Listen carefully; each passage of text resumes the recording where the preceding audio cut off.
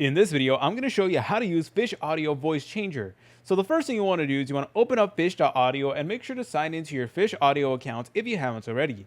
And if you never made an account before, you're easily able to make from scratch using a pre-existing Gmail address. Regardless, eventually you're going to be brought to the main dashboard, which is going to appear like this. And what you want to do is you want to go to the main menu, and you'll notice that we'll get this option over here that says Voice Changer.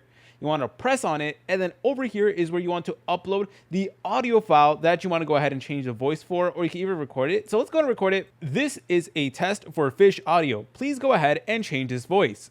Okay, so I just recorded that sample right over here, and then over here, you're able to select a target voice. So you can select a voice model right over here, something we recently used, or you can go ahead and explore a new one. So let's go ahead and use the Super Smash Bros. One. So let's go ahead and use this, and then you're able to press on Start Conversion. So this is honestly pretty cool if you do ask me. Obviously, if it is a really long clip, it is going to take up more credits and stuff like that. All right, and it just converted it, and let's go ahead and hear it. Let me go ahead and turn up my desktop audio.